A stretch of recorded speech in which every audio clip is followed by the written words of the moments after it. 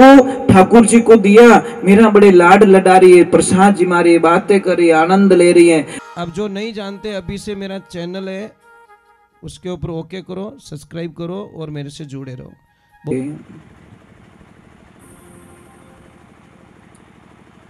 श्री अखंड नायक ब्रह्मांड नायक भगवान श्री कृष्ण के चरणों में दंडवत प्रणाम। व्यास जी महाराज के द्वारा रचित,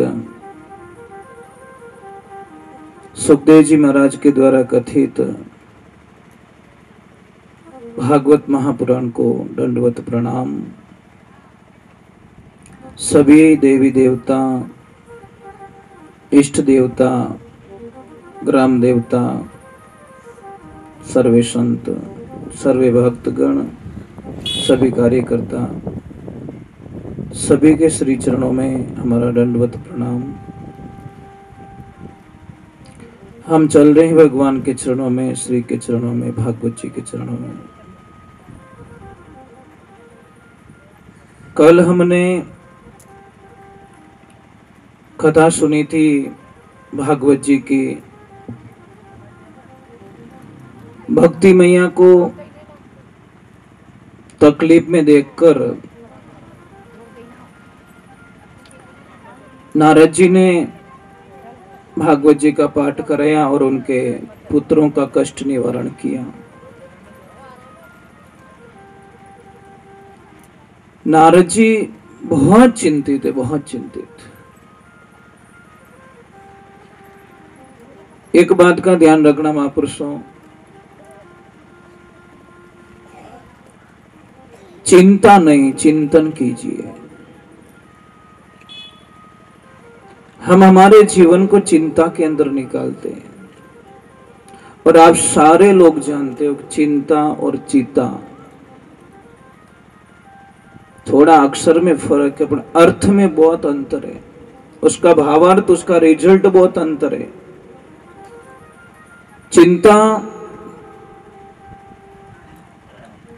चिता आदमी को मरने के बाद में जला देती है और चिंता आदमी को तिल तिल करके जलाती है। हर क्षण चिंता उसको मारती रहती, जलाती रहती है। चिंता मत कीजिए। एक तरफ हम भगवान की भक्ति करते हैं, भगवान को बोलते हैं। जब जब आपको चिंता सताने लगे, गीता के 3 श्लोक को याद कर लेना।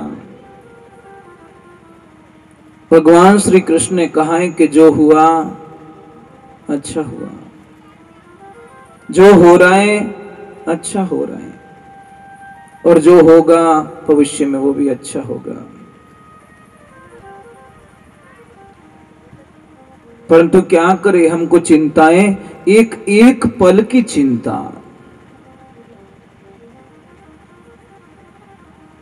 चिंता का दृश्य देखना है कभी? आप जाइए जिस तालाब में पानी नहीं आया, तालाब सूख गया है, वहां थोड़ा घूम के आइए आप। आपको अंदाज लग जाएगा कि चिंता क्या होती है। जब तालाब में जाओगे तो मिट्टी वहां सूखी और दरारें पड़ गई, सब फट गई है मिट्टी, क्योंकि वहां पानी नहीं है। वो बिखर जाता है महाराज।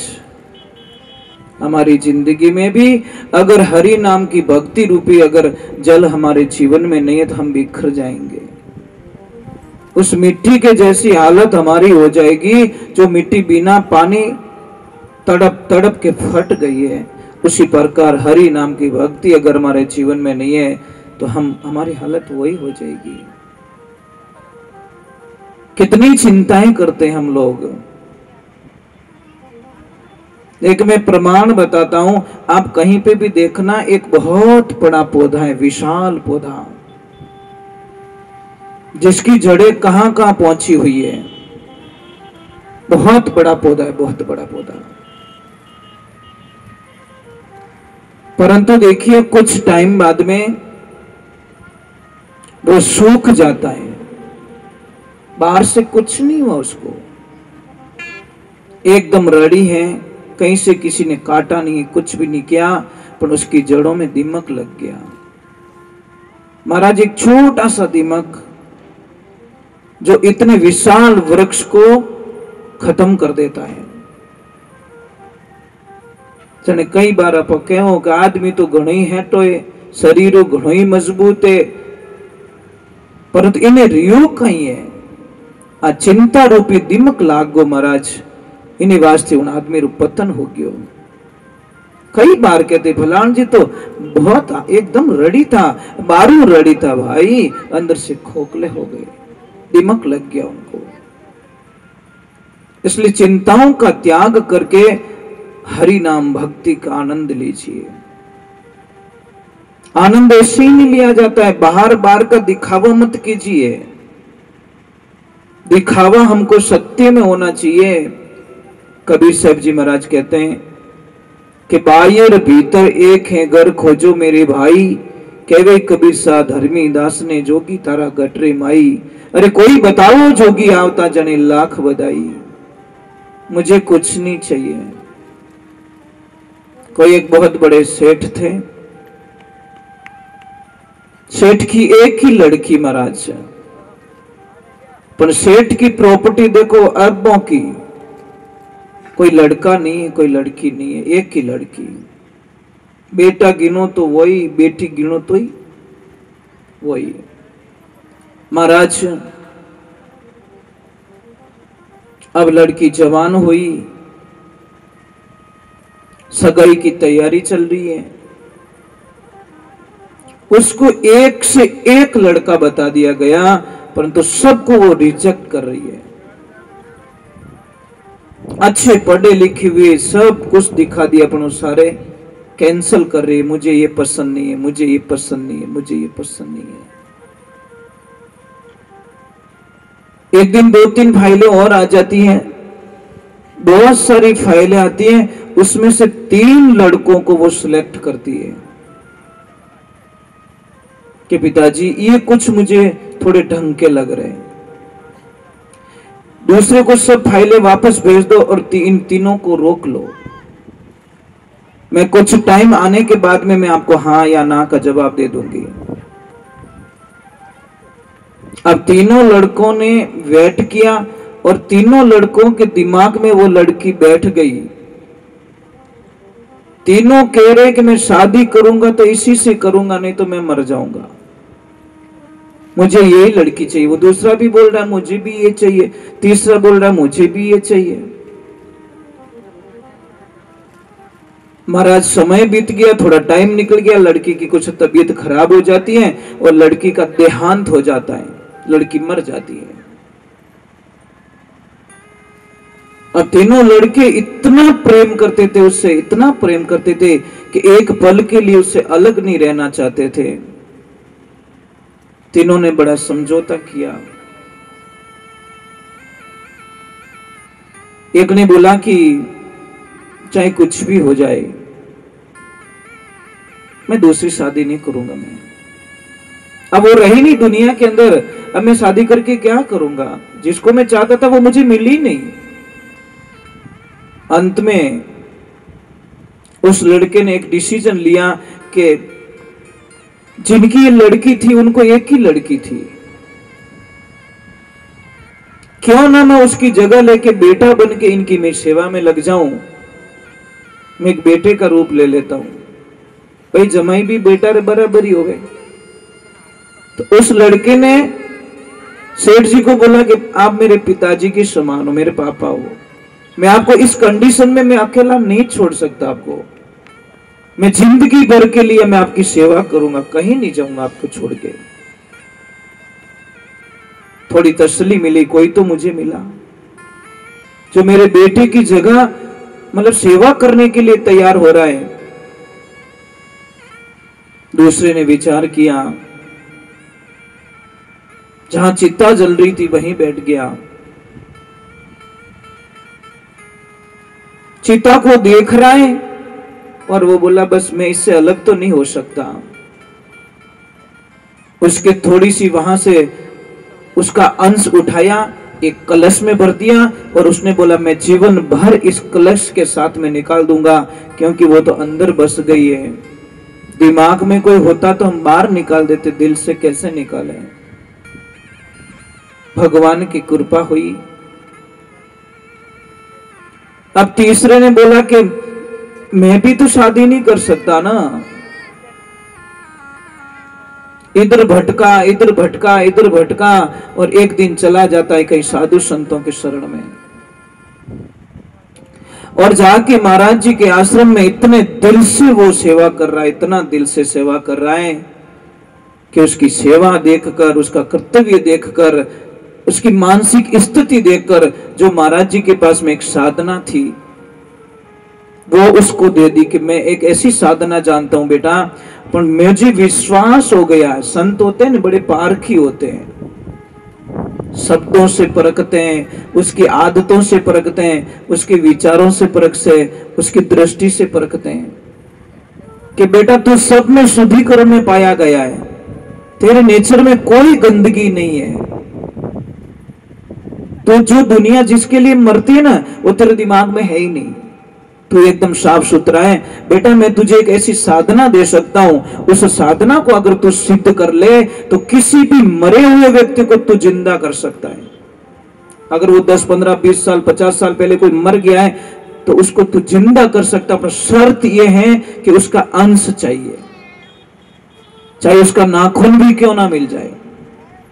अगर उसका अंश है तो तू उसको जिंदा कर सकता है। अब महाराज वो तो दिल से साधना की और पारंगत हो गया, साधना सफल हो गई। गुरुदेव की दी हुई साधना कहां सफल नहीं होगी। अब उसने विचार किया कि मैं किसको जिंदा करूं। उसको ध्यान आया कि क्यों न मैं उसी को जिंदा करूं जिसको मैं खो के इस रास्ते चल पड़ा था। वहां से वो वापस निकलता है और ढूंढता है, उसको पता था कि वो कलश वाला कहीं न कहीं तो मिलेगा मुझे। कलश वाला मिल गया, दोनों में वार्तालाप हुई और उसने बोला अगर तू जिंदा कर रहा है तो मैं तो धन्य हो जाऊंगा। उसने साधना की और लड़की को वापस प्रकट कर दिया, जिंदा कर दी। महाराज सेम कोई फर्क नहीं, सेम वही। अब महाराज चर्चा हुई, अब वो तीनों तो उसके बिना तो रह नहीं सकते। अब शादी किससे करें? मैं आपको प्रश्न करना चाहता हूं। अब मुझे बताओ, शादी तो उसको करनी है पर वो किससे करेगी? एक ही से तो करेगी ना। बताओ वो किससे करेगी? मैं आपको प्रश्न करना चाहता हूं, कौन होगा वो भाग्यशाली लड़का जो उससे शादी करेगा? बताओ बताओ, नहीं पता चला? राधे राधे, राधे राधे बोलना पड़ेगा। राधे राधे, थोड़ा जोर से बोलो, ऐसे काम नहीं चलेगा। दोनों हाथ ऊपर करके बोलो राधे।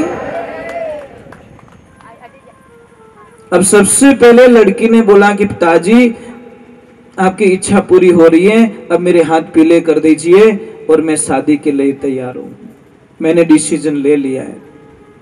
तो बता बेटा, तो किस तीनों में से किससे शादी कर रही है? कि पिताजी जो आपके पास रह रहा है उसे मैं शादी कर नहीं सकती।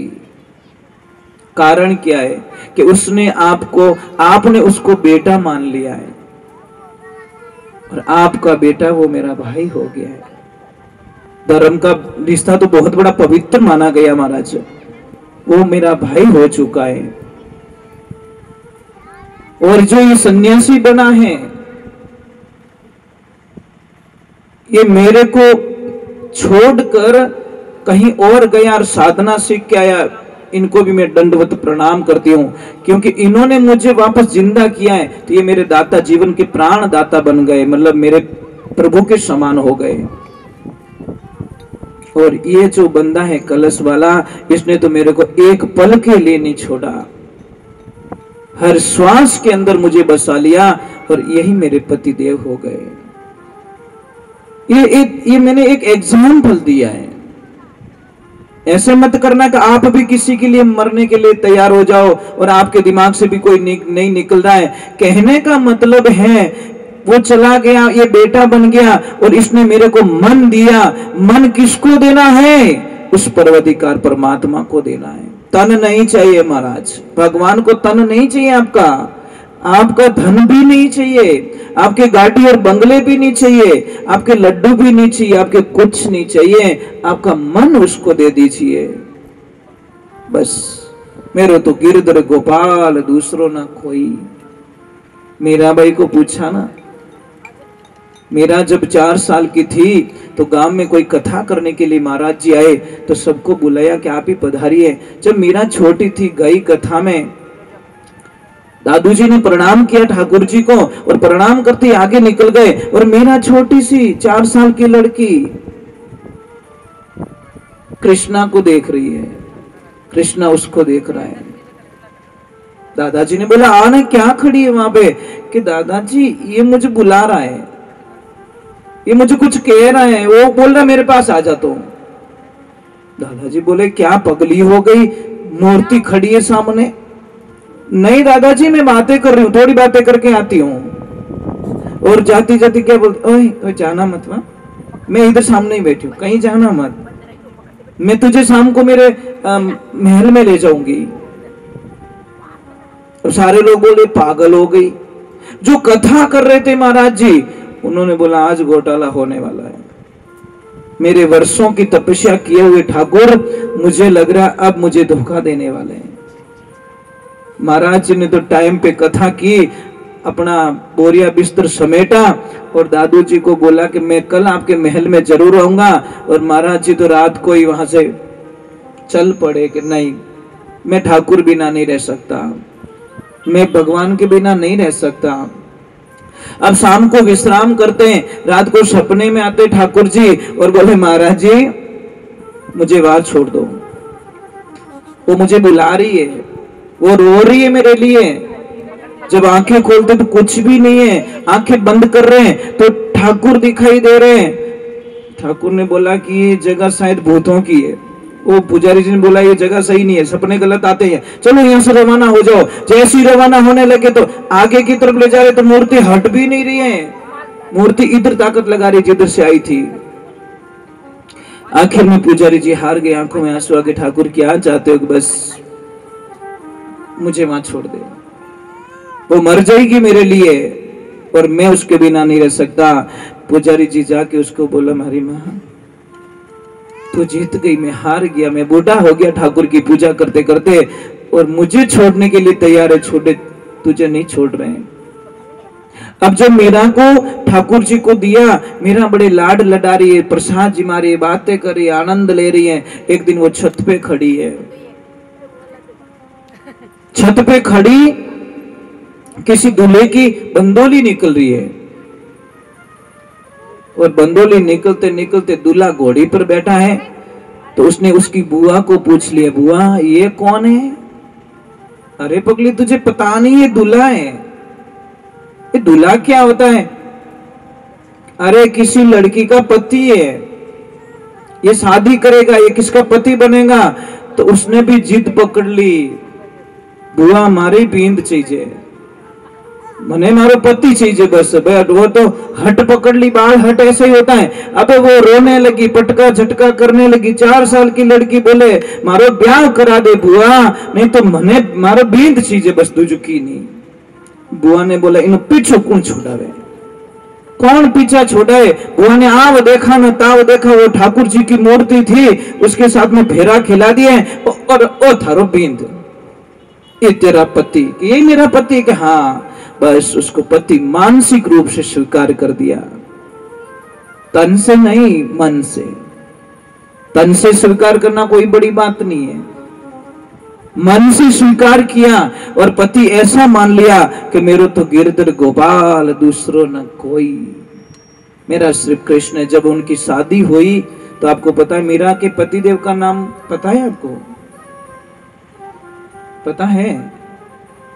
ठाकुर नहीं, थारी मारी कितनी करो,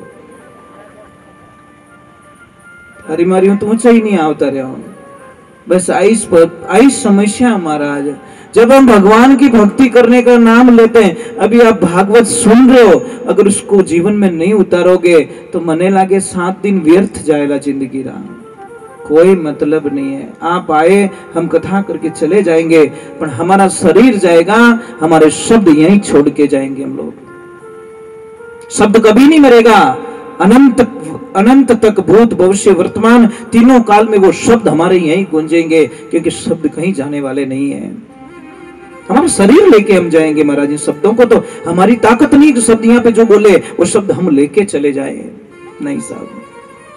तो मेरा के पति देव थे भोजराज, उनके साथ में शादी होती है, तो मेरा उनको रास्ते में ही बोल जाती है कि पति देव, मैंने लोक लाज कुल कारण मैंने शादी की है, पर पति देव की प्रार्थना है मेरी, देखो पति मिले तो ऐसा मिले महाराज, ऐसा पति जो पत्नी की बात ध्यान से सुन रहा है। नहीं तो वो बोल सकता कि मत तो खराब मत कर, चुपचाप बैठ जा। हाल तो घर ही नहीं पहुंची, अटी लिस्ट बताने चालू कर दी, परंतु पति उसको कहते हैं, उसकी मन की बात सुन रहा, प्रेम से सुन रहे हैं। राजा भोज ने बोला, बोलिए, आप आदेश कीजिए, आप हमारी अर्धांगिनी हो। उन्होंने बोला, पति देव, मैं किसी और की हो चुकी हूं, मैंने शादी कर ली है। राजा भोज ने बोला, शादी कर ली आपने? कि हाँ। किससे? उन्होंने अपने जो भी संदूक था उससे निकाल के बोला, ये मेरा पति है, मैं इसकी हो चुकी हूं प्रभु। राजा भोज ने बोला कि अहो भाग्य, मैं ऐसे भक्त के दर्शन करके धन्य हो गया और मेरे जीवन का कल्याण हो गया। आप चलिए महल में पधारिए, एक संत के रूप में पधारिए, पत्नी के रूप में मुझे नहीं चाहिए, आप हमारे मेहमान के रूप में चलिए। उनके लिए बढ़िया मंदिर की व्यवस्था करवा ली और ठाकुर जी की आप पूजा करो और हम भी दर्शन करने के लिए आएंगे। मीरा को तो तकलीफ उनके देवर ने दी थी महाराज, विक्रमजीत ने। पति ने कभी तकलीफ नहीं दी महाराज, पति तो हाजिर सेवा में खड़े रहते थे कि भाई जी बोलो, आपने कई चीजें, मतलब फूल चीजें, गंगाल चीजें, गौमूत्र चीजें, दूध चीजें, आपने कई चीजें सेवा रे मैंने हाजिर रहता, परंतु उनके तकलीफ दी राजा भोज के जाने के बाद में उनके देवर ने। और एक बात माने, हर तकलीफ के पीछे कुछ न कुछ तो राज होता है। अगर तकलीफ नहीं दी होती तो मेरा द्वारका कभी नहीं जाती, और द्वारका नहीं जाती तो मेरे कृष्ण में कभी मिलती नहीं महाराज, लीन नहीं होती। वो भी मेरे कृष्ण का ही प्लान होगा। देवर से ताने मार, कोई हमारे को ताने मारता ना, उसमें बहुत बड़ा राज होता है महाराज, हमारे लिए पॉजिटिविटी होती है। पर हम बोलते वो मैंने खींच क्यों, वो मैंने खींच क्यों? अरे भला आदमी, भगवान कहेगा वेरिया चेत जा, ये नहीं बोल रहा, इसकी ताकत नहीं है, इतने दिन तो नहीं बोला, आज बोला, इसका मतलब इसके पीछे कोई न कोई राज है। तुझे यहां से भगाना चाहते महाराज, तुझे ये जगह छोड़वाना चाहते, क्योंकि कोई न कोई अनहोनी घटना घटने वाली है और तुझे यहाँ से, इसके माध्यम से तुझे क्लेश करवा के जगह छोड़वाना चाहते हैं। पर वो कहे जा तो थने देख ले, तुमने अड़ो कैच क्यों दियो? ये नहीं माना कि हरी इच्छा, प्रभु ने जो बोल दिया वो ही प्रसाद है, स्वीकार करो। कभी न कभी बहुत ऐसी घटनाएं हो जाती है महाराज, जिसमें बाद में याद आते कि हाँ यार, काले में बट रुक गए रहते तो मैं ही भेड़ो पछतो, पर मैं तो ठीक है, हाका में बाहर निकल गो। तो जिंदगी की बहुत बड़ी सच्चाई है। तो हम आपसे वंदना करते हैं कि जो भगवान के ऊपर विश्वास करो तो प्रभु पूरा करना। किस्ता में प्रेम मत करो महाराज, किस्ता लो प्रेम खराब गणो, वो किस ताड़ो कहीं मिल रहे तुम किस ताड़ो रंधे महाराज। अरे भाई, आनंद लेना तो जीवन सौंप दो ना। अब वो नारद जी सूत जी महाराज से कह रहे हैं, भागवत जी का प्रसंग आता है कि भागवत जी हमें क्या देते हैं? क्या भागवत जी में पापियों का भी कल्याण होता है, दुष्टों का भी कल्याण होता है?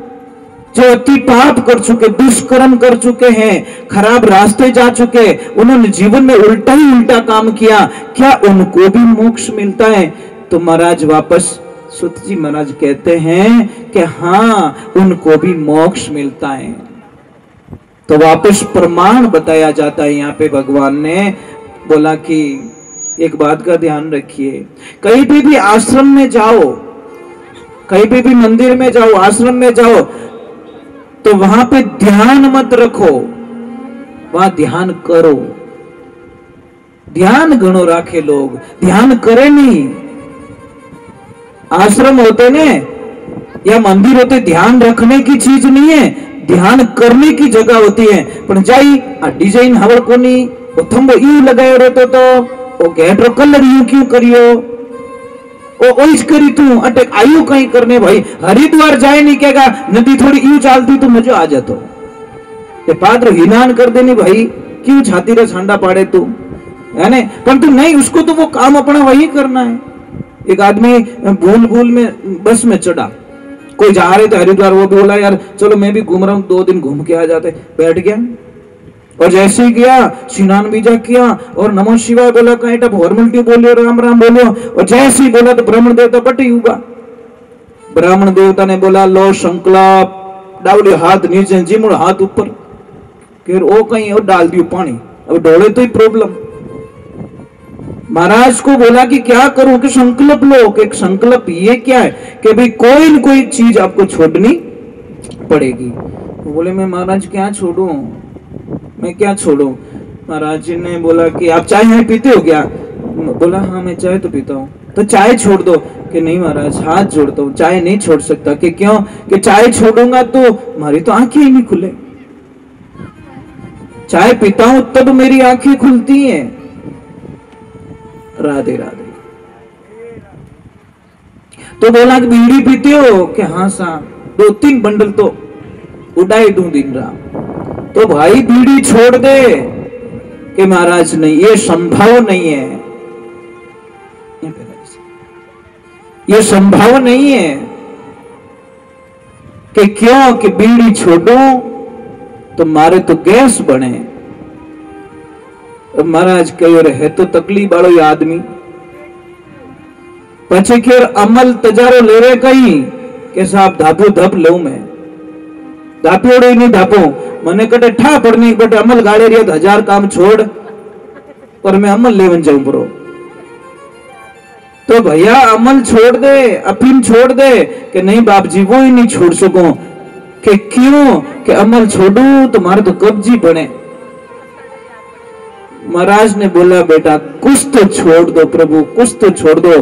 कि महाराज मैं सौगंध खाता हूं कि आज के बाद हरिद्वार लौट के कभी वापस नहीं आऊंगा। मैं हरिद्वार को छोड़ देता हूं। पास हट नहीं हो, थोड़ा चक्कर में तो नहीं हो तो इतनी देर हाथ पकड़ा इन उबो राख दियो। महाराज के मुंड मत बताइए पाचो। अगर आप यहाँ देखो हरिद्वार जहां हरि कथा होती वही हरिद्वार होता है साहब। शास्त्रों में तो यही प्रमाण बताया, जहां हरि की कथा होती है वो ही आज के 7 दिनों के लिए ये हरिद्वार बना हुआ है। यहाँ कथा हो रही है भगवान की, भगवान का गुणगान हो रहा है। तो यहाँ पे आके भी अगर आप कोई ऐसी चीजों को, आज कल किस किस कौन कौन आए थे भागवत जी में आए थे? आज किनो हका करिया नहीं हो हटरिया रेविज को बस ठीक है। हाका नहीं करना, नींद नहीं करनी, 7 दिन तो बच जाओ, 8वें दिन का खुद ही डिसीजन ले लो कि अब मेरी जिंदगी में ये कभी वापस नहीं आएगा। कौन जाने भाई, एकदम तो होने वाला नहीं है। चलो एक बार बोलते हैं राधे राधे बोलना पड़ेगा। राधे राधे राधे। तो देखिए भगवान की कृपा, जब ईश्वर की जब कृपा हो जाती है ना तो आनंद कुछ और ही होता है साहब। लेने वाला चाहिए। तो सूत जी महाराज को कहा जाता है कि पापियों का नाश होता है क्या? पाप का कल्याण होता है, पापियों का कल्याण होता है यहाँ पे कि हाँ, तो वापस प्रमाण दिया जाता है। तुंगभद्रा नदी आत्मदेव के नाम के ब्राह्मण, बहुत ही ज्ञानी पुरुष महाराज, बहुत ज्ञानी। पूजा पाठ जप तप ध्यान सत्कर्म उनका नित्य नियम था। पर उन्होंने घर में एक प्रॉब्लम साहब, उन्होंने जो लक्ष्मी जी था ना वे इतना खतरनाक जिनी कल्पना नहीं कर सको। हमेशा झगड़ा क्लेश उठता ही क्लेश स्टार्ट हो तो वे सोता सोता जीती क्लेश में निकलती जिंदगी। किसी से झगड़ा करना, किसी से गाली गलौज करना, किन्नोकट मार्केट में जाती तो सब्जी आड़ो लड़ा और जोर से आवाज लगाई, जाग गोरख मछंदर आया, जाग गोरख मछंदर आया। और अब अंदर से एक आवाज आती है सुकड़ी से, आदेश आदेश आदेश। आज भी देखना नाथ संप्रदाय में कहीं पे भी जाओगे आदेश शब्द का प्रयोग किया जाता है, क्योंकि गोरखनाथ जी का पहला शब्द निकला, नाथ संप्रदाय वहां से शुरू हुई और मेन पीठाधीश्वर गोरखनाथ गोरखपुर में, वहां दूना मेन। तो आदेश शब्द पहला निकला और आज भी कहीं पे भी नाथ संप्रदाय में इस शब्द का प्रयोग पहला होता है। गुरुजनों के साथ में चाहे समाज के साथ में आदेश शब्द का प्रयोग ये पहला होता है, क्योंकि गोरखनाथ जी का पहला शब्द आदेश निकला था। फिर गुरु जी को लेके निकले, चेले को लेके बाई घनी रोई कि बाप जी दे दो, कि नहीं वे दीनड़ा गया थाने 12 वर्ष से वासे मारो टाबर दियो और तू अटे इन गोबर रे माने रखियो। गोबर में रहने के कारण उनका नाम पड़ा गोरखनाथ। तुम्हारा संत वचन कभी खाली नहीं जाता। अभी वो फल ले जाके धुंधली को देते हैं, और धुंधली तो नुगरी थी महाराज। संत की परिभाषा क्या होती है, समाज की परिभाषा क्या होती है, उसको तो कोई लेन देना बिल्कुल नहीं था। जब आत्मदेव ने बोला कि ये फल ले लीजिए और आपको 12 महीने बाद में 9 महीने बाद में बच्चा हो जाएगा, मैंने अटी देखो बड़े काम बगाड़ियो कौन लुगाई छे। देवियों नाराज मत होना, पर कथा में ऐसा ही मैं क्या करूं, कथा में है तो मैं क्या करूं, जो है ओरिजिनलिटी बतानी पड़ेगी मुझे। वहां पे भी चर्चा कर दी उसने अपनी बहन को कि देख थारा बहन ऐसा एक फल लाया है और इनो टाबर हो जाई, बाकी गैली होगी, यहाँ फल खाऊं तो टाबर हो तो मैं मन बढ़िया खा जाऊं। ऐसा बच्चा होने वाला नहीं है कि तू कुछ मत कर, जीजाजी तो गए हैं तपस्या करने के लिए, कम से कम महीना 2 महीना या 10 महीना 12 महीने में आएंगे। तू एक काम कर, मैं गर्भवती हूं ना, कि हाँ, तो बच्चे इतना क्यों दुख देके, मैं गर्भवती हूं, तू झूठ बोल जाना, जैसे मेरे को बच्चा होगा मैं वो बच्चा तुझे दे दूंगी। थारे देख माई नहीं बनना पड़े, थने उन्हें जन्म भी नहीं देना पड़े, तने दूध ही नहीं पाना पड़े, मैं सेवा के चक्कर में तेरे पास में रहूंगी। कि मेरी बहन को डिलीवरी हुई है, ए बेटा थोड़ी देर पानी मत पिलाओ प्लीज, थोड़ी देर रुक जाओ बेटा, थोड़ी देर रुक जाओ, मैं बोल दूंगा आपको। तो जैसी डिलीवरी तो मेरे को होगी, पर मैं सेवा के बहाने तेरे पास में रहूंगी, दूध में पिलाती रहूंगी, बच्चे को बड़ा मैं कर दूंगी, कोई दिक्कत नहीं। जीजा जी इतना थोड़ी ध्यान रखें दूध कौन पिला रहा है। जो 9 महीने हुए वो फल लेके किसको, अपनी जो गाय थी गाय माता को खिला दिया।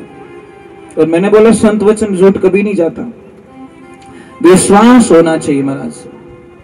और जैसे ही भगवान की कृपा हुई, 9 महीने हुए, उसको बच्चा हुआ और आत्मदेव जी को पता चला कि आपके घर में खुशियां आई है।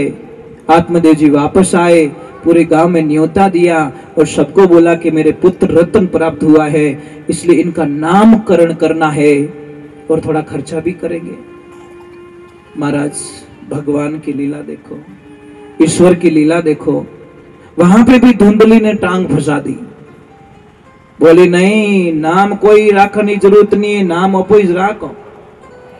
मैं धुंधली और धुंधली का बेटा धुंध, धुंधल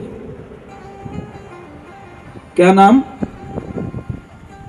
बस धुंधलो नाम रख दियो, धुंधकरण नाम रख दिया। अब देख धुंधकारी ऐसा खतरनाक महाराज बच्चा, पुत्र पग पालना में दिखे। जैसे ही वो बड़ा हुआ, इधर गाय ने भी एक बच्चे को जन्म दिया, सेम इंसान का बच्चा था, परंतु उसके गाय के जैसे कान थे, इसके उसका नाम रखा गौकरण। अब दोनों भाई, वो बड़ा ये छोटा, दोनों बड़े हुए। अब धुंधकारी अपना काम तो बताएगा महाराज, ओरिजिनल ओरिजिनल होता है, डुप्लीकेट डुप्लीकेट होता है। अब धुंधकरण ने अपना काम स्टार्ट कर दिया, लड़ाइयां करना, झगड़ा करना, वो करना, परेशान करना, कहीं पे भी जाओ तो ये करना, कर्जा करना, पैसे खर्च करना, गलत रास्ते जाना। महाराज भगवान की कृपा हुई, ईश्वर की कृपा हुई। एक दिन ऐसा आता है तो पिताजी हम ही बोल गो, साहब एक बात का ध्यान रखना, एक पिता कभी मरता नहीं है, पिता उस दिन मर जाता है जिस दिन औलाद हम ही बोल जाए। पिता कभी मरता नहीं है महाराज, पिता में बड़ी ताकत बताइए, पर पिता उस दिन मरता है जिस दिन उन बेटो हम बोल जावे या बेटी हम ही बोल जावे, उन दिन वो मर जावे कि बस अब मेरा धरती पे कुछ बचा नहीं है। जिन औलाद रे वास्ते में इतो कष्ट देखियो, इतनी तपस्या करी, इतनी मेहनत करी, मैं कटे कटे पैया कमाने वास्ते गयो, मोटा करिया पढ़ाया, और आज अपन के धन ठानी पड़े चुपचाप बैठ जाओ, उन टाइम माने कितो दुख लगेला अपने। पिताजी को इतना आघात लग गया कि मेरे घर में ऐसी संतान, और धुंधली उसका ही पक्ष ले रही है कि नहीं मारो बेटो सही है। तो गौकर्ण उन्होंने सोचा कि मर जाना चाहिए, तो गौकर्ण जी महान विद्वान थे, संस्कारी बच्चे थे, उन्होंने समझाया कि पिताजी जैसा वो करेगा वो भरेगा, जैसा आप करोगे वैसा आप भरोगे, आप क्यों अपना समय व्यर्थित गमाते हो, जाओ और हरि की भक्ति करो। तो आत्मदेव अपनी भक्ति के लिए निकल जाते हैं महाराज, टाइम मत निकलेगा। इधर धुंधकरण बड़ा ही खतरनाक बच्चा। एक दिन वक्त ऐसा आता है कि खर्च करने के लिए पैसे नहीं, तो माँ को बोला माँ पैसे दे, तो माँ ने मना कर दिया, मेरे पास पैसे नहीं है बेटा। तो उसने अपनी माँ के साथ में मारपीट कर ली। माँ को इतनी सताई, माँ ने सोचा कि अब तो मरने के अलावा कुछ भी नहीं है। माँ ने आव देखा न ताव देखा, गई और कुएं में गिर के मर गई। महाराज इधर गौकर्ण जी ने बोला कि इन साथे मैं रहियो, तो अगर मारो भी विनाश कर दियो, तो वो भी तपस्या के लिए चले गए। भगवान की लीला देखना, हुनो डोंडो बिगाड़ी करे महाराज। अब वो धुंधकरण इतना बदमाश हो गया, आसपास के एरिया में टोटल उसके दुश्मन बन गए। एक दिन गया और वो 4-5 वेश्याओं को उठा लाया और अपने घर में ले गया, सारा धन खर्च हो गया। वेश्याओं ने बोला अब खाएंगे क्या? तो एक दिन वो गया राजा के यहाँ पे चोरी कर देता है। वेश्याओं को पता चल गया कि धन बहुत लेके आ गया है, अगर ये पकड़ा गया तो हमारी भी मौत निश्चित है, दंड हमको भी मिलेगा। तो वेश्याओं ने प्लान बनाया, क्या करे इसका कि इसको मार दिया जाए। बस चारों वेश्याओं ने जो अपना पलंग था उसके ऊपर बांधा, दोनों हाथ बांध दिए, दोनों पैर बांध दिए, और पैर बांधने के बाद में उसके ऐसे दबाया गया गला, पर मरा नहीं, तड़पता रहा। तो गरम गरम अंगारे लेके आई वेश्या, चूल्हे में से लकड़ी जल रही थी, गरम गरम अंगारे लाके उसके मुंह में उड़ेले गए, तब जाके वो अग्नि से मरा। पर अधोगति होने के कारण उसका मोक्ष नहीं हुआ। शरीर से तो वो चला गया, पर उसकी आत्मा वहीं भटक गई। इधर गौकर्ण जी महाराज को पता चलता है कि मेरे भाई धुंधकरण की हाल, वेश्या तो मान लेके भाग गई। अब गौकर्ण जी आते हैं, घर में रहते हैं, साधना कर रहे, तो घड़ी किधर से आवाज आ रही है, घड़ी की वहां से आवाज आ रही है, घड़ी कहां से आवाज आ रही है। तो गौकर्ण जी तो भगवान के भगत थे, डरने वाले तो थे नहीं। तो उन्होंने बोल दिया भाई जो भी है सामने आके बात कर, ऐसे कुछ होने वाला नहीं है। तो आवाज आती है कि भाई मैं तुम्हारा भाई धुंधकरण, मुझे वेश्याओं ने ऐसे मार डाला, मेरा मोक्ष नहीं हुआ है, इसलिए मेरा मोक्ष करने का कोई विधान कीजिए। फिर धुंधकरण जी ने भगवान सूर्य नारायण से पूछा कि मेरे भक्त का मोक्ष करने के लिए मुझे क्या करना चाहिए। तो उन्होंने भागवत महापुराण का आसरा बताया कि ये पाठ करो, इससे आपके भाई का मोक्ष हो जाएगा। गौकर्ण जी ने घर में ही सत्संग रखी, घर में कथा रखी, और गौकर्ण जी कथा सुना रहे हैं, आनंद ले रहे हैं। और सामने बांस खड़ा कर दिया। भूत को देखो, बैठने के लिए जगह नहीं मिलती, वो पेड़ों पे वो कहीं खा नहीं सकता, कहीं अच्छे आसन पे बैठ नहीं सकता, भक्तों के दिलों में वो बैठ नहीं सकता, क्योंकि भक्तों के मन में तो भक्ति होती है। तो बांस खड़ा था वहां पे, और जैसे जैसे कथा चालू होती रही, जैसे कथा पूर्ण होती गई, वैसे बांस की जो आते नहीं गांठ, वो फटती गई फटती गई फटती गई। और 7वें दिन जब जैसी कथा पूर्ण हुई, जय बोली गई कथा की, तो 7वें दिन एक दिव्य पुरुष के रूप में धुंधकरण प्रकट होता है और दिव्य लोक पहुंच जाता है। बोले भागवत महापुराण की, बोले महादेव की, राधे कृष्णा की।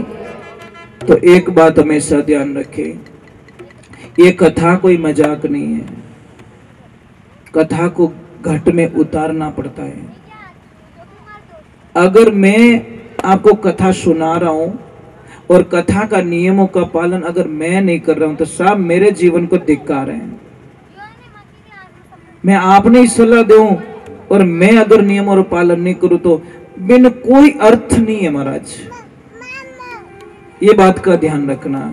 चलो तो हम आगे की तरफ भगवान की भक्ति में चलते हैं, ईश्वर की भक्ति में चलते हैं। गोकर्ण जी का यहाँ पे मतलब भागवत से धुंधकरण का कल्याण हुआ, धुंधकरण का मोक्ष होता है। यहाँ गीता का महात्मा मतलब समापन हो रहा है। अब